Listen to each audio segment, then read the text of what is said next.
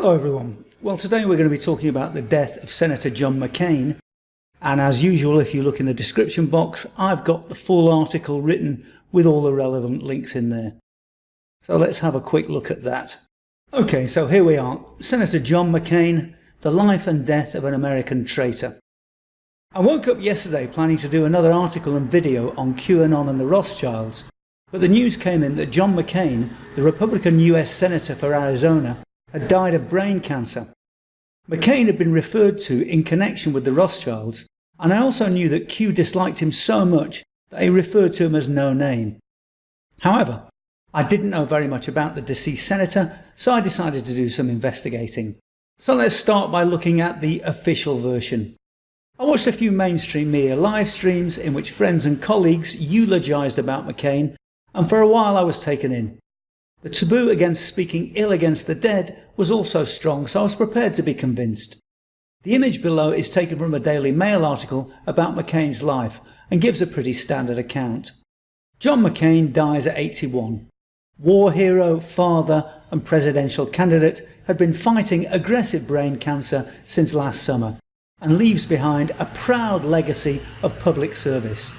John Sidney McCain III, who was born August 29, 1936 in the Panama Canal Zone, has died after battling an aggressive form of brain cancer. McCain hailed from a decorated military family. Both his father and grandfather were four-star admirals in the United States Navy. He followed their example and attended the United States Naval Academy before training as a naval pilot and volunteering for Vietnam combat missions. McCain was shot down in 1967 and spent more than 5 years as a prisoner of war, refusing release until all POWs captured before him had been freed. He was released in 1973 following the Paris Peace Accords, which ended direct US military involvement in Vietnam, and returned home with extensive injuries. He retired from the Navy in 1981.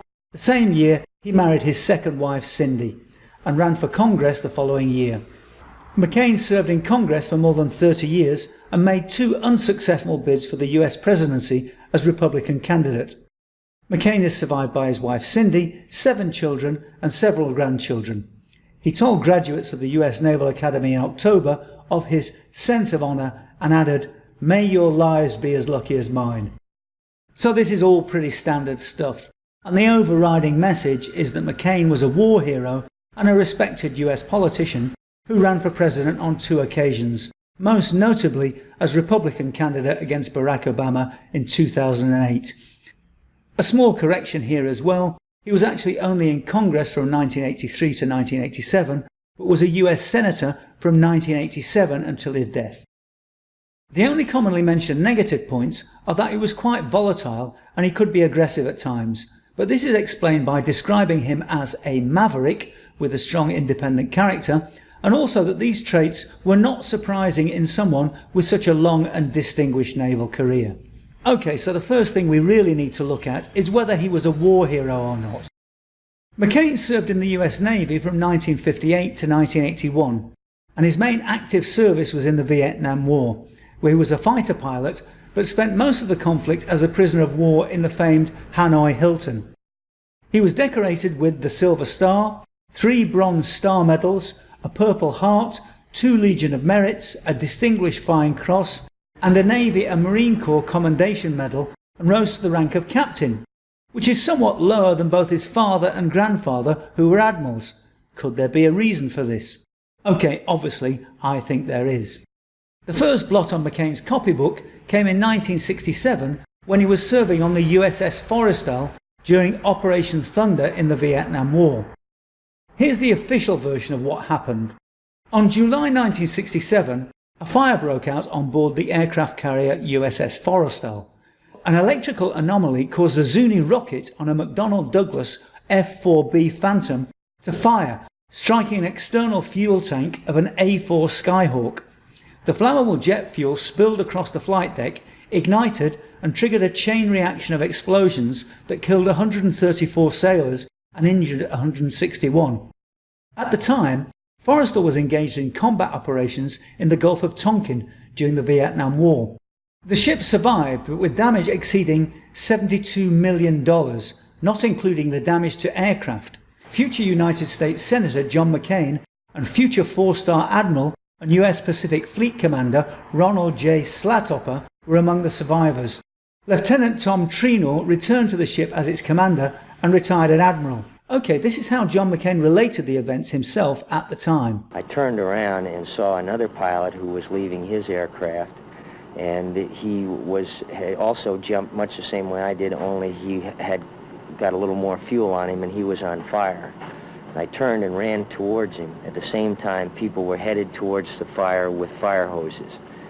I then, as I headed towards him, I got about 10 feet from him and the first bomb exploded. And this knocked me about 10 feet, and everyone who had been near me were all either badly maimed or killed from this explosion.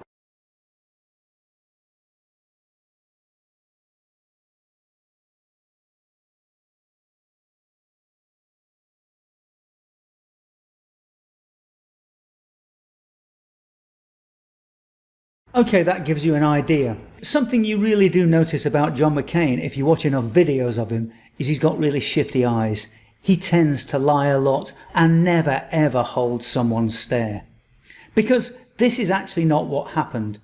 You can read the article "Trump is correct, John McCain is not a hero," which is here, or watch the video below of other pilots on the USS Forrestal for a more complete version. But here's a brief synopsis. John McCain had a reputation as a braggart and a show-off, and was nicknamed Johnny Wet Start because of his habit of flooding his fighter plane's engine with fuel before pressing the ignition. This is known as a wet start and makes a massive flame shoot from the exhaust.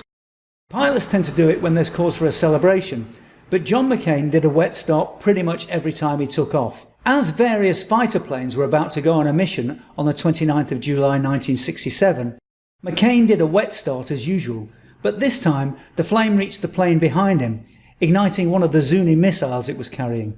So the whole disaster was directly caused by McCain. This stunt and aftermath caused the death of 134 sailors and seriously injured another 161, blowing off arms and legs and causing blindness and burns. The ship was also taken off the battle line for extensive repairs during a major operation of the Vietnam War. What was the figure it cost? Which cost $72 million. So you can see why McCain was looking pretty shifty when he was talking about it. Any other Navy pilot causing this type of death and destruction, the Navy would have court-martialed. However, both McCain's father and grandfather were four-star admirals, so he got away with just a ticking off. Pretty loathsome, really. And this guy here, this is quite a long video, so I'm not going to play it. But this guy here, who was one of the pilots on the plane, tells the whole story in graphic detail. It's well worth watching. Okay, so now let's look at John McCain's experiences as a prisoner of war. The other reason John McCain was considered a war hero is because of his experiences as a POW. Here's the official version again. While on a bombing mission during Operation Rolling Thunder over Hanoi in October 1967, McCain was shot down, seriously injured and captured by the North Vietnamese. He was a prisoner of war until 1973. McCain experienced episodes of torture and refused an out-of-sequence early repatriation offer, which was offered to him because his father and grandfather were four-star admirals. McCain claims that he preferred to remain out of solidarity with his comrades. This was talked about before. He refused to go unless all the POWs who'd been there longer than him were also released.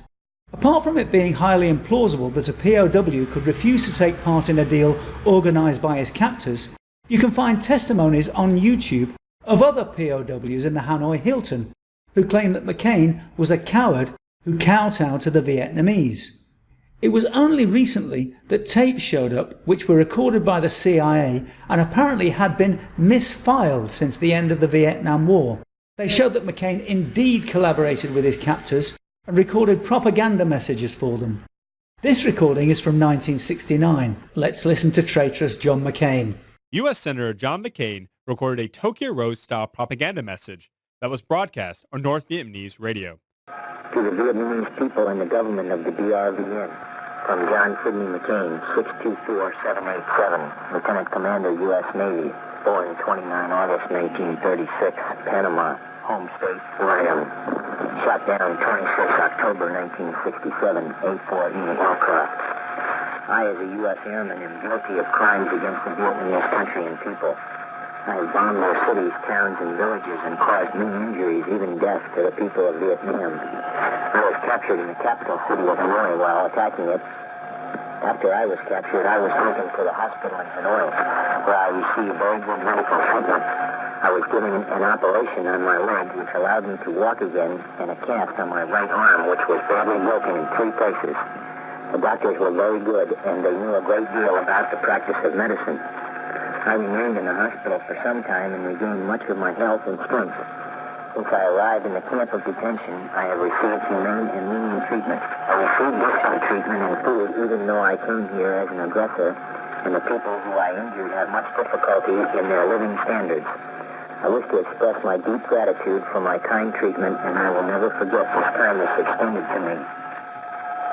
This audio recording was found in a misplaced file in the National Archives in Washington, D.C., and the broadcast was captured by the CIA's Foreign Broadcast Information Service. Okay, interesting stuff, isn't it? And in case you're thinking this was given under duress or torture, let's think about this a little bit more deeply. Look, here's the code of conduct for members of the US Armed Forces. 1 and 2 aren't so important, but look at number 3. If I am captured, I will continue to resist by all means available. I will make every effort to escape and aid others to escape. I will accept neither parole nor special favours from the enemy. Number 4. If I become a prisoner of war, I will keep faith with my fellow prisoners. I will give no information or take part in any action which might be harmful to my comrades. Number 5. When questioned, should I become a prisoner of war, I am required to give name, rank, service number and date of birth. I will evade answering further questions to the utmost of my ability. I will make no oral or written statements disloyal to my country and its allies or harmful to their cause. So if you think about it, this is extremely damning. This goes against the basic code of conduct of any military personnel. However, it was hushed up after the end of the war and the files were mislaid by the CIA. But let's face it, the 2 events explain why McCain never rose above the rank of captain. It's understandable that McCain would want to remain silent about what happened. However, he didn't do that and actively boasted about being a war hero throughout his political career. What's even worse, his war hero status was continually used to silence political opponents. So the guy's a complete hypocrite. Furthermore, an article entitled John McCain and the POW Cover-Up, which is too long to go through, suggests that throughout his political career, McCain repeatedly buried information about POWs left behind in Vietnam. This is the article here, and it's got loads and loads of data about various motions in Congress and Senate in which John McCain actively tried to suppress information about the Vietnam War. The guy was a complete traitor. Okay, so he was actively involved in covering things up, but stop and think about it. If the CIA and the deep state wanted to control a politician, what better way would there be than having tapes that proved he was a traitor but had mysteriously disappeared? I think he's been working for the deep state pretty much all his career, and as we'll see, things get worse. Okay, so the next event is in the 80s and 90s, and it's what's known as the Keating affair. Here's the official version again. McCain became embroiled in a scandal during the 1980s as one of 5 United States senators comprising the so-called Keating Five.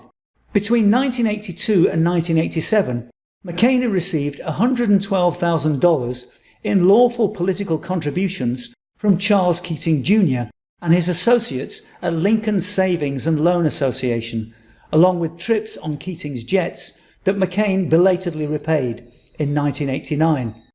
In 1987, McCain was one of the 5 senators whom Keating contacted in order to prevent the government's seizure of Lincoln, and McCain met twice with federal regulators to discuss the government's investigation of Lincoln. In 1999, McCain said, "The appearance of it was wrong. It's a wrong appearance when a group of senators appear in a meeting with a group of regulators because it conveys the impression of undue and improper influence. It was the wrong thing to do." In the end, McCain was cleared by the Senate Ethics Committee of acting improperly or violating any law or Senate rule, but was mildly rebuked for exercising poor judgment. Once again, I think this was Wikipedia, but it's a very much whitewashed version of what actually happened. Let's take a look. Created an appearance of impropriety by attending a meeting with four other senators with four regulators. Charles Keating, a millionaire banker who has come to embody the savings and loan scandal, was led off in handcuffs today. Hearings begin this week into what is already being called a major congressional scandal. It involves the $500 billion savings and loan bailout. It is about charges that 5 U.S. senators tried to protect one S&L owner who had contributed to their political campaigns. Never before have 5 senators been accused of intervening with federal regulators to help a campaign contributor. Keating and his associates gave a total of $1.4 million to the senators. The senators then pressured former regulator Edwin Gray to go easy on Keating. Keating has become a symbol of the worst financial scandal in U.S. history and the worst ethics scandal in the history of the Senate. Was also a high-powered McCain constituent and friend. It was a very, very close personal relationship. The family spent a lot of time together. They traveled so often together with the Keating family, flying to their place in the Bahamas. There were direct business ties as well. Cindy McCain had a major stake in a Keating real estate development. William Black was one of the lead investigators at the meeting. Senator McCain was unique among the 5 senators in having a direct financial conflict of interest involving direct investments. Former regulator Black is unforgiving. On judgment, ethics, and truthfulness, he failed this test as badly as you can fail. Pretty damning, isn't it? Let's go back to the text. In some interviews, I've also heard McCain argue that he defended Keating because he was standing up for one of the citizens of Arizona, his constituency. But he seems completely unconcerned that his dishonesty cost the US taxpayer an estimated $150 billion. So this guy is an extremely expensive person to have on board. Let's move on and look at the McCain Institute. Following his defeat in the 2008 US presidential campaign by Barack Obama, McCain used leftover funds to set up the McCain Institute, the primary focus of which is combating human trafficking and promoting a new generation of national security leaders. The McCain Institute receives donations of above $100,000 from the Aranda Rothschild Foundation, Sir Evelyn and Lynn Forrester de Rothschild, George Soros's Open Society Foundations, and the Royal Embassy of Saudi Arabia. Look at the screenshot here. So here we've got the Rothschilds, Open Societies Foundation is here, and a little further down, the Royal Embassy of Saudi Arabia. In April 2016, John McCain claimed he had nothing to do with the McCain Institute. And this is a Washington Post fact-checker article which shows very, very definitely that he did. But this is what he said. "I'm proud that the Institute is named after me, but I have nothing to do with it, except that they use my name just as the Goldwater Institute uses Goldwater's name." Senator John McCain, quoted in a news report April the 4th, 2016. Okay, so he's faced with lots of questions, but really what he was trying to avoid is that the Royal Embassy of Saudi Arabia gave $1 million to the McCain Institute Foundation in 2014. The donation was transferred to the Arizona State University's fundraising arm to benefit the McCain Institute for International Leadership, which is run through the university. And basically, he didn't want his traitorous money grabbing to be found out. Now, I have no idea how much the Rothschilds or Soros donated, but I imagine the donations will be pretty big. But this Zero Hedge article has the following title: McCain's Institute's failure to use donations for anti-trafficking purposes raises questions. And once again you can read this, but here you'll find the names of loads of big and powerful donators, as well as politicians with recognised links to the deep state. I'll leave you to read this yourselves, but there's lots of interesting information in here. And obviously what it does is it calls the Foundation's purpose into question. It hardly needs mentioning that human, particularly child trafficking, is often rumoured to be associated with deep state politicians such as Obama and the Clintons, as well as the Rothschilds and other members of the globalist elite. And in case anyone doubts the Soros connection, here's the tweet he made when he heard about McCain's death. Remembering John McCain, a brave warrior for human rights who stood up against repression and torture. Good old George Soros for you. And this takes us on to John McCain's infamous warmongering. It doesn't mention the fact that he complained about the US not killing enough people in Iraq, but perhaps the quickest way to summarise McCain's warmongering activities, especially his involvement in bringing down Gaddafi in Libya, helping create ISIS and visiting them in Syria, is this testimony by Dr. Kelly Ward, who challenged McCain for the Republican nomination in Arizona in 2016. Go get 'em, Kelly. John McCain, Barack Obama, and Hillary Clinton have been partners in creating and arming ISIS. Here are the facts. In 2011, John McCain was the lead voice in the Senate calling for arming of the so-called Libyan rebels to overthrow Colonel Gaddafi. McCain even traveled to Benghazi in April of 2011 and called them his heroes. Are you concerned about the people that are actually fighting for the opposition here? Any worries about them? Fighting for the opposition? They're my heroes. Just 1 year later, McCain's heroes used those weapons to kill Ambassador Chris Stevens and 3 other brave Americans. After McCain, Obama, and Hillary had turned Libya into a terrorist playground, they shifted their attention to equipping the opposition against Assad in Syria.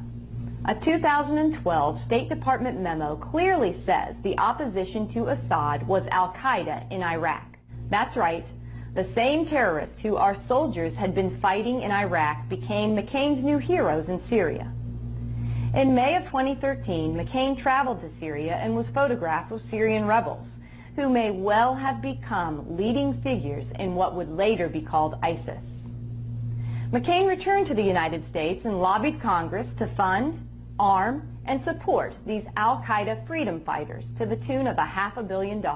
Last year we learned McCain's Syrian scheme yielded only 4 or 5 good rebels actually fighting Assad. There are only 4 or 5 U.S.-trained Syrian fighters on the ground fighting ISIS, not 400 or 500.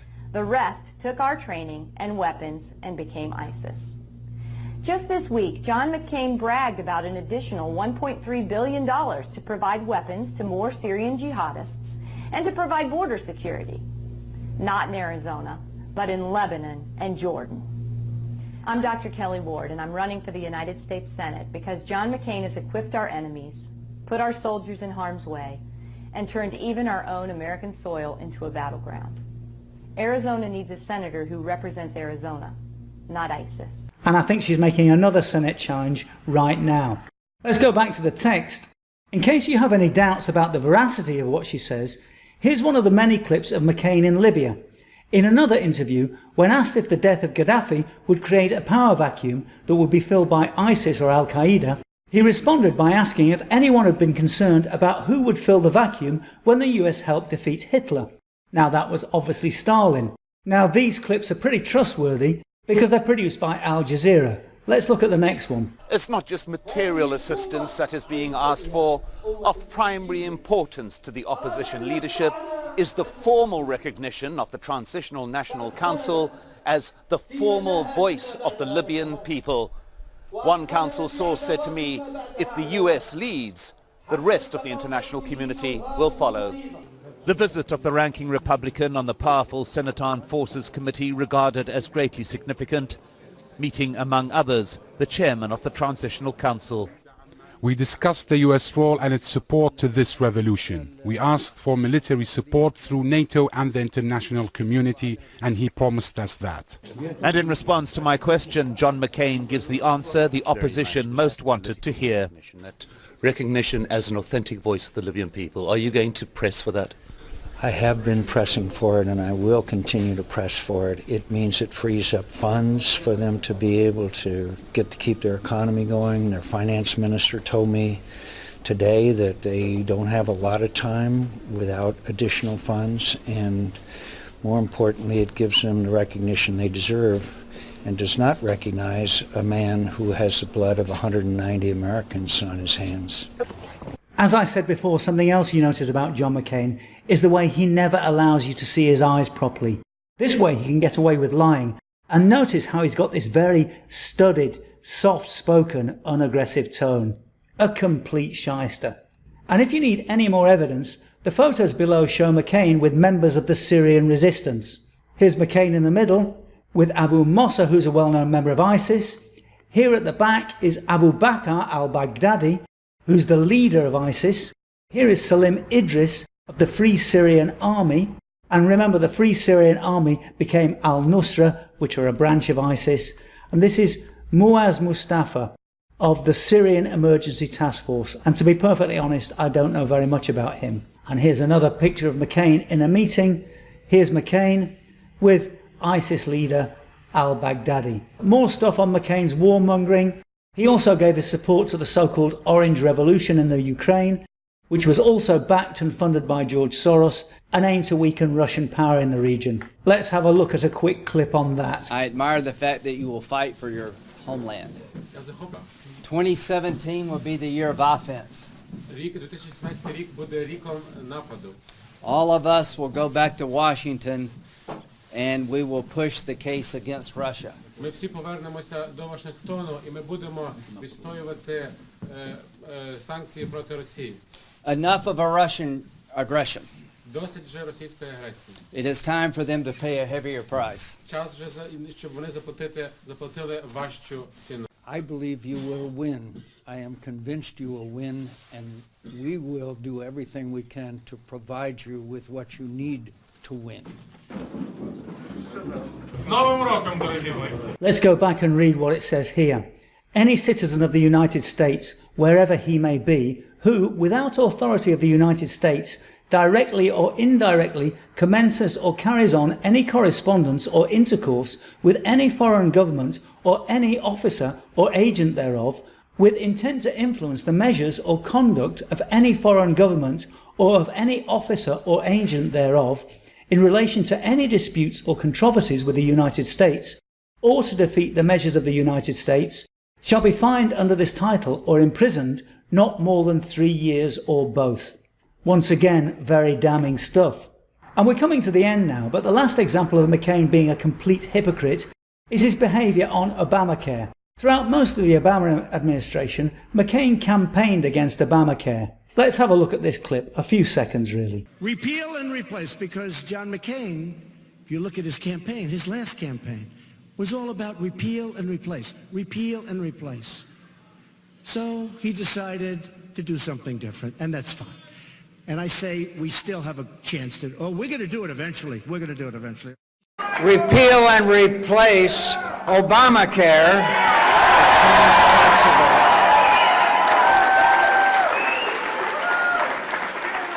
And repeal and replace Obamacare.